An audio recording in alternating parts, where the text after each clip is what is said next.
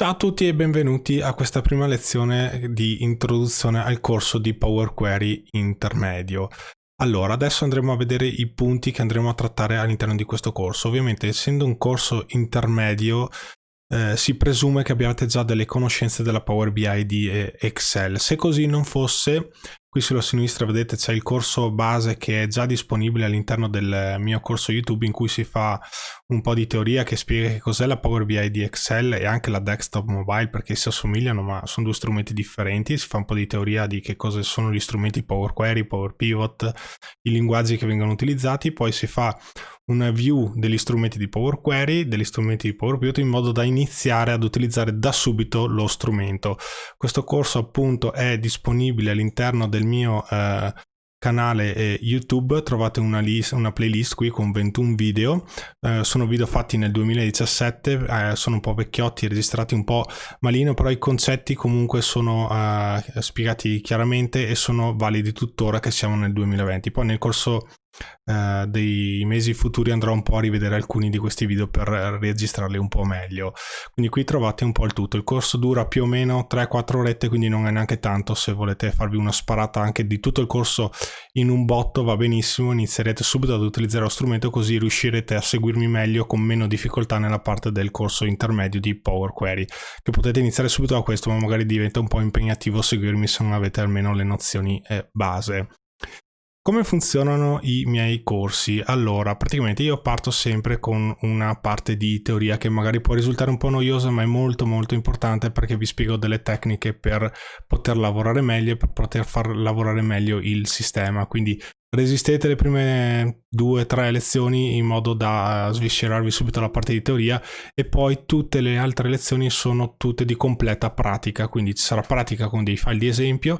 Poi sotto ad ogni video trovate appunto sulla parte di descrizione, trovate, andando qui vedete, se andate sulla parte di descrizione premendo mostra altro, trovate i riferimenti di che cosa fa la lezione. Poi se avete piacere di fare una donazione per incentivarmi, per sostenermi ad andare avanti con i corsi, e qui c'è la parte di download, quindi scaricando qui scaricherete il file che vedrete che utilizzo io all'interno del video, così potete vedere offline tutto quello che volete. Poi se avete bisogno di supporto potete provare a chiedermi informazioni nel mio canale, nell'area o sotto i video, oppure nella parte di discussione del mio canale. Se ho tempo e non mi chiedete cose impossibili, cercherò di rispondervi. Eventualmente qui c'è un forum di supporto che è forumexcel.it, e vi segnalo anche questo nuovissimo forum che abbiamo aperto da poco, mondobi.it, che l'ha aperto Enrico Galli e Andrea 90, e qui si tratta la BI in generale. Anche questo comparirà sotto tutti i miei video a breve. Quindi qui oltre a questo trovate anche tutti i capitoli della lezione, quindi su un video che magari dura anche un quarto d'ora, questo dura 23 minuti, vedete, se passate sopra col mouse ci sono i capitoli. Ok, in modo che se non volete seguire l'introduzione e volete passare subito al vivo, qui vedete appunto tutti l'indice di come tratto gli argomenti. Premendo sull'orario skippate immediatamente al punto del video interessato al capitolo, quindi cliccando qua si passa direttamente al capitolo posto qui.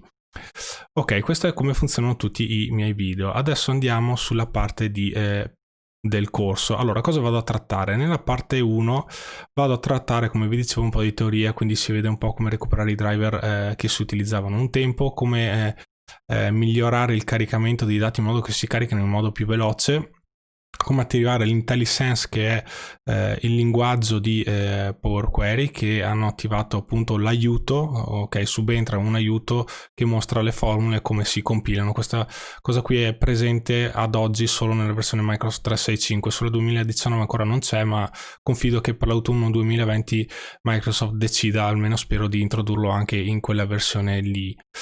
Poi si vedrà anche come gestire i dati in background che utilizza Power Query, perché Power Query si appoggia su disco e anche su memoria per gestire tutti i calcoli che noi andiamo a fare, quindi vediamo come andare a trattarli nel modo migliore per rendere efficiente il nostro lavoro e anche più veloce.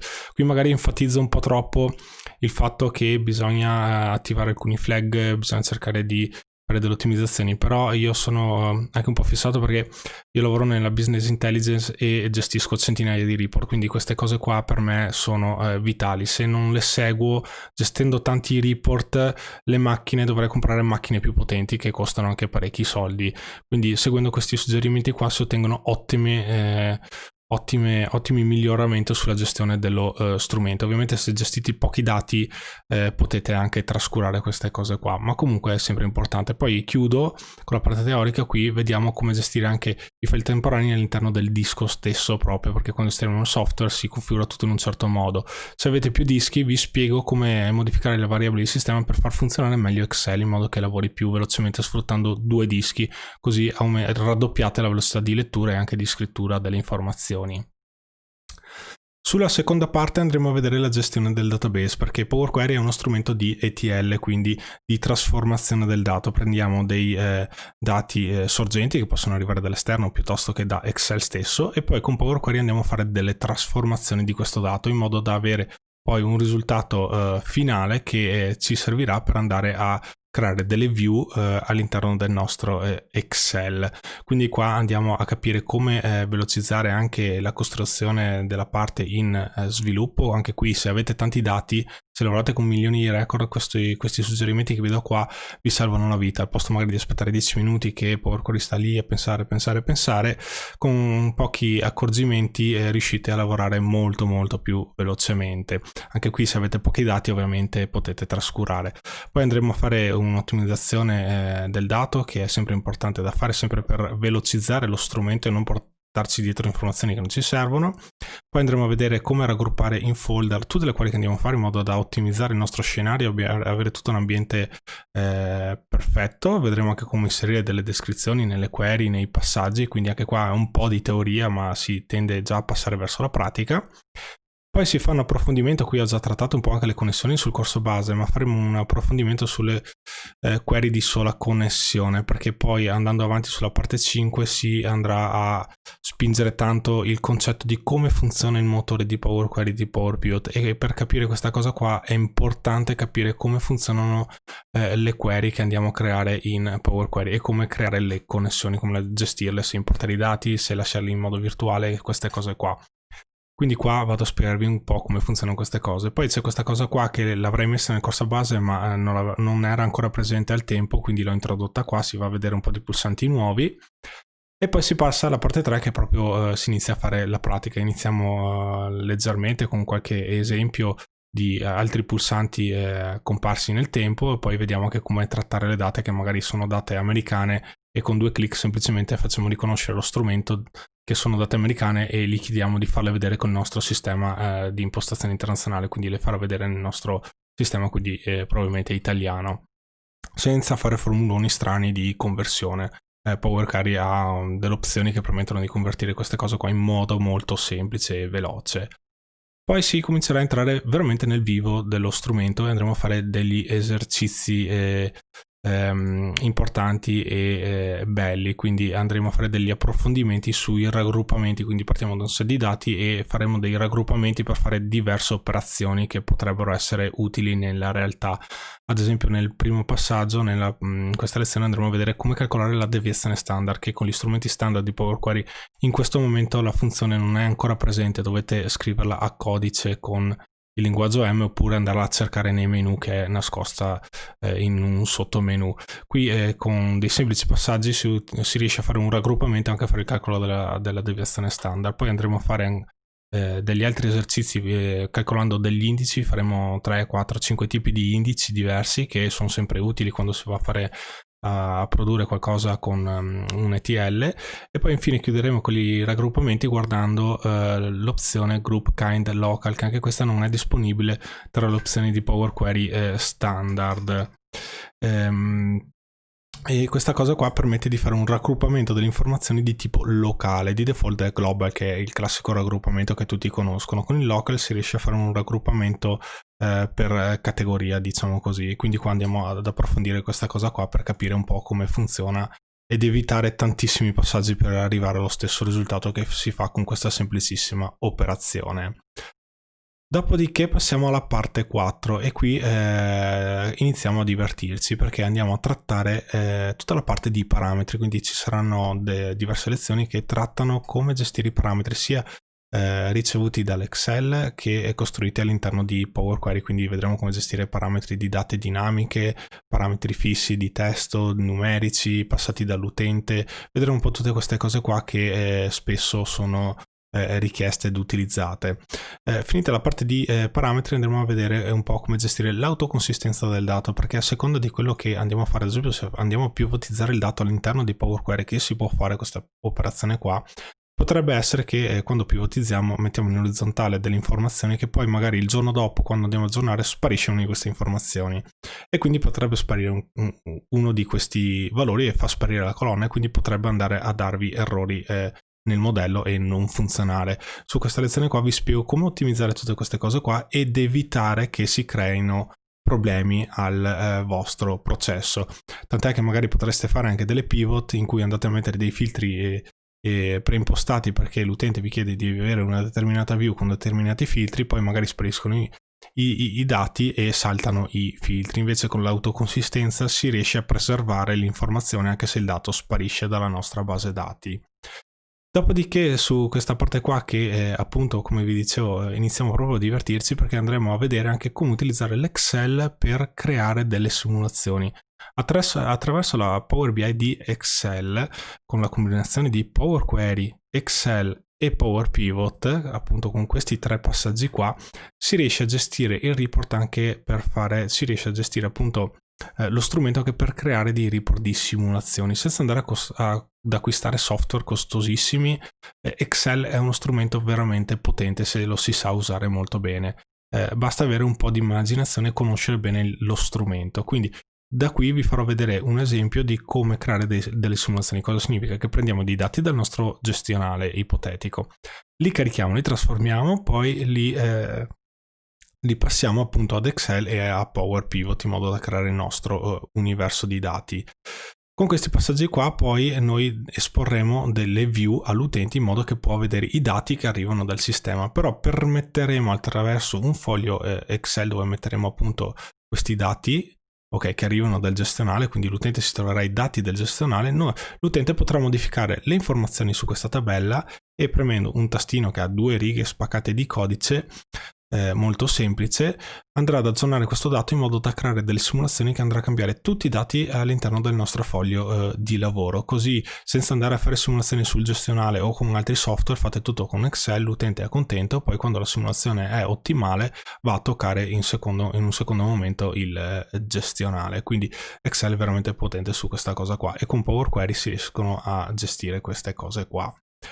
Alla fine andremo a fare un parametro utente con sorgente dinamica. Praticamente andremo a prendere, qui inizia un po' a rompervi un pochino con le funzioni, perché è la cosa più importante e più potente che c'è all'interno di Power Query. Da subito si farà un po' fatica a comprenderle, però ne faccio 3-4 durante il corso da qui in giù e arriverete sicuramente alla fine che avrete imparato ad utilizzarle, anche perché cerco sempre di spiegare veramente nei minimi dettagli tutto il codice in modo che lo comprendiate a 360 senza farvi vedere come si scrive e magari omettendo la descrizione di come funziona un passaggio. Vi spiego sempre tutto.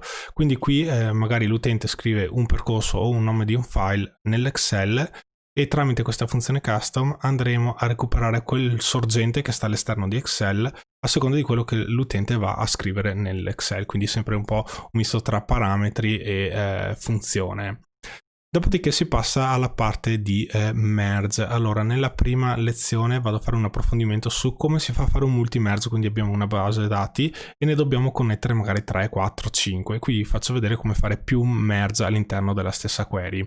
Avevo trattato i merge anche sulla parte di corso base, dove qui ho fatto 2 lezioni che spiego un po' tutto, però avevo visto che qualche collega mi chiedeva qualche approfondimento, quindi l'ho cacciato qui nel corso intermedio. Dopodiché le 2 lezioni successive si entra proprio in un altro tipo di livello, perché andiamo a vedere il merge utilizzato con la corrispondenza fuzzy. praticamente ci permette di fare dei merge, dei join con delle chiavi che non sono uno a uno, quindi non sono uguali tra loro, ma andiamo a giocare con delle percentuali, con dei valori che spiego appunto nella lezione, che vi permette di dire ok, la chiave della tabella A è uguale alla chiave della tabella B perché ci assomiglia. Ad esempio una ha il carattere maiuscolo, l'altra il carattere minuscolo. Per Power Query, che lavoro tutto in case sensitive, quindi riconosce le maiuscole e minuscole, per lui sono due cose diverse, il join non chiuderebbe, quindi con la corrispondenza fuzzy si riesce a bypassare questo problema e si riesce a fare delle belle cosette senza anche qua andare a fare delle conversioni o delle ottimizzazioni del dato, perché a seconda dei parametri che diamo lui riuscirà a riconoscere la chiave ugualmente, anche se è scritta parziale.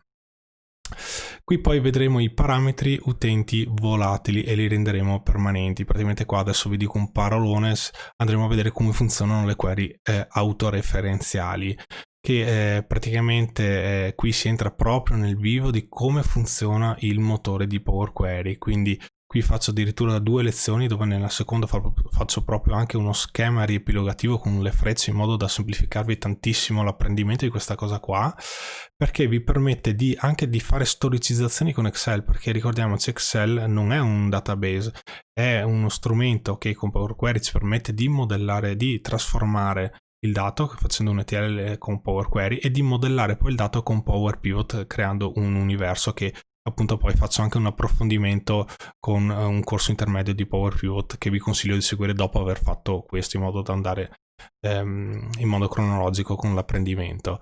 E qui con la query autoreferenziale andremo a capire come buttare i dati in Power Query poi su Excel, poi riportarli su Power Query per fare altre operazioni un po' particolari. Ad esempio ipotizziamo abbiamo una tabella, la buttiamo su Excel e gli utenti devono inserire delle note, però dopo noi la sera, quando andiamo a riprendere il file, dobbiamo riaggiornare con dei dati freschi che arrivano magari dal sistema, però dobbiamo preservare le note che ci hanno dato gli utenti.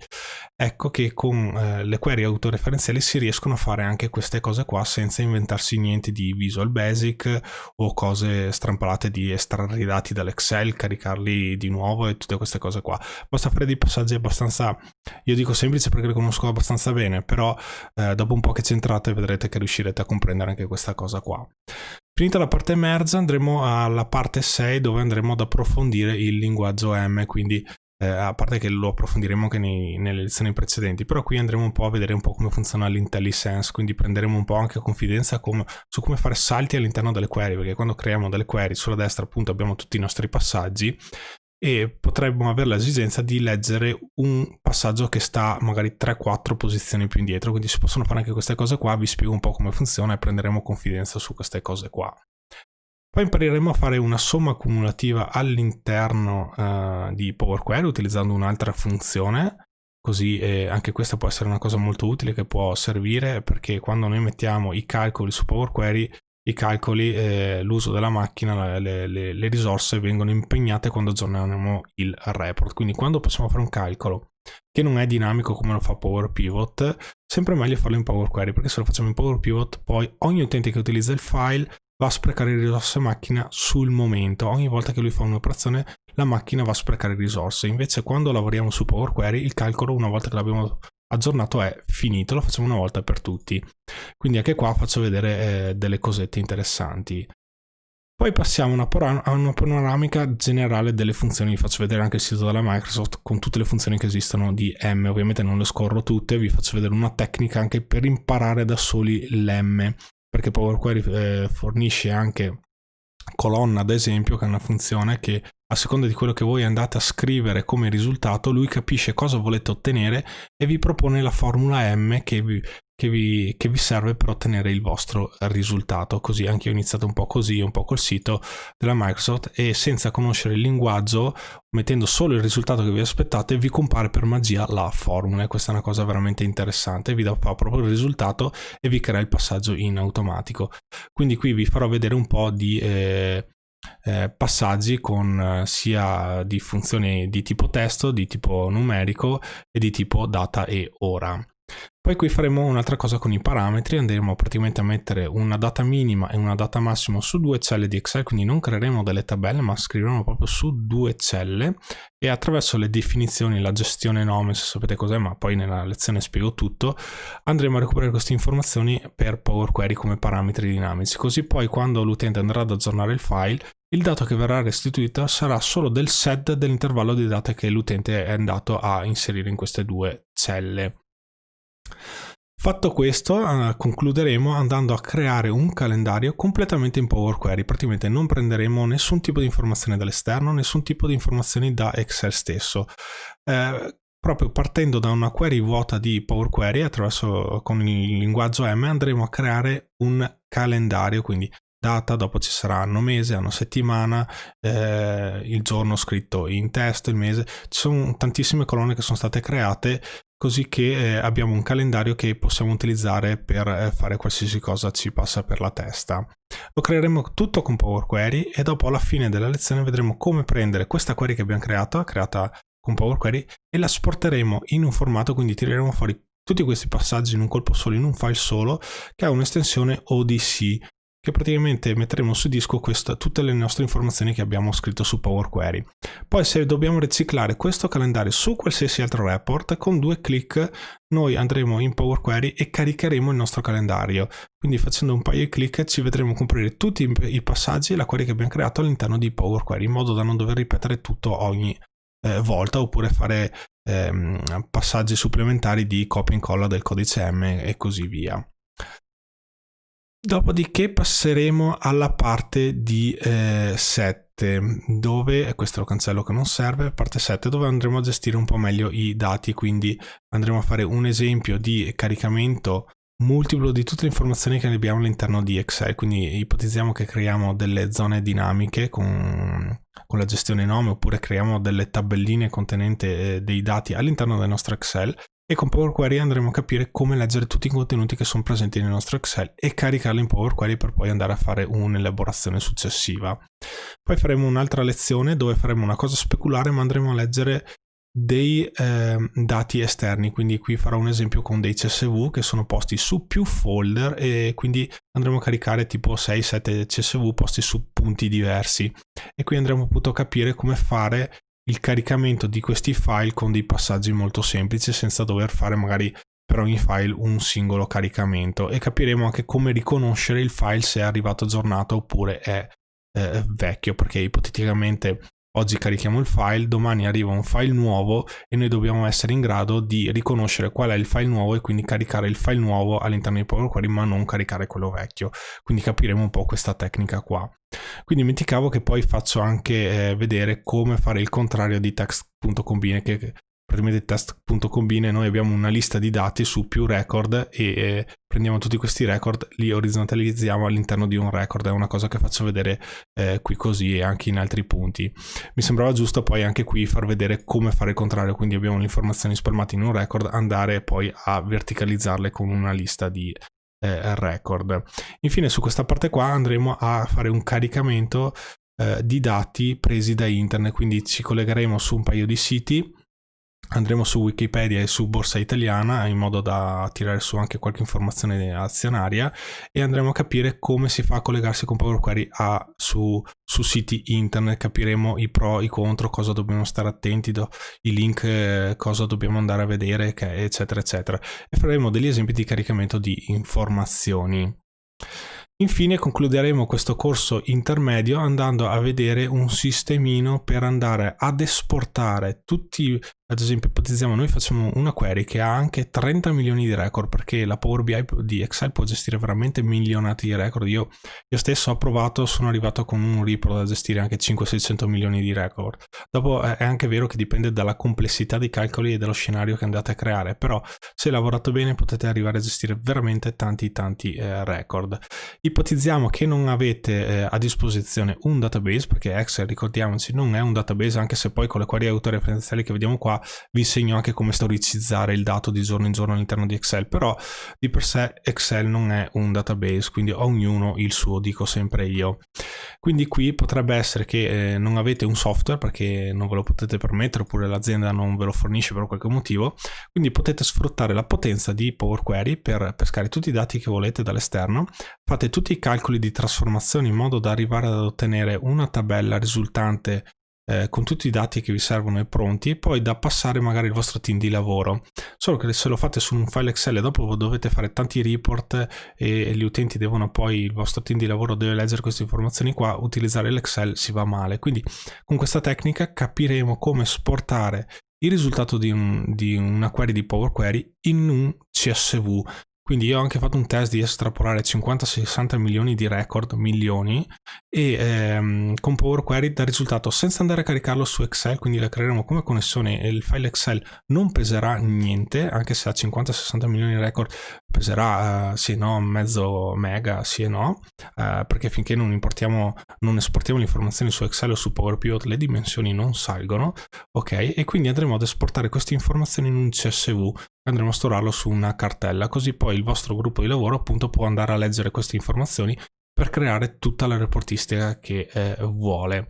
E quindi sfrutteremo un po' Power Query per fare appunto un ETL, una trasformazione, e poi andare a creare delle tabelle finali pronte per l'utente che le vuole andare ad utilizzare. Bene, con questo è tutto, spero che il corso possa essere interessante, vi assicuro che se avrete la pazienza di seguirlo tutto imparerete veramente tanto. Tante persone che lo hanno già seguito mi stanno facendo anche i complimenti, stanno dicendo che stanno imparando tanto, quindi questo mi rende molto felice. Spero vi sarà utile e ci vediamo alla lezione numero 2, partendo appunto con la review delle impostazioni di Power Query e con un po' di teoria. Vi saluto al prossimo video. Ciao!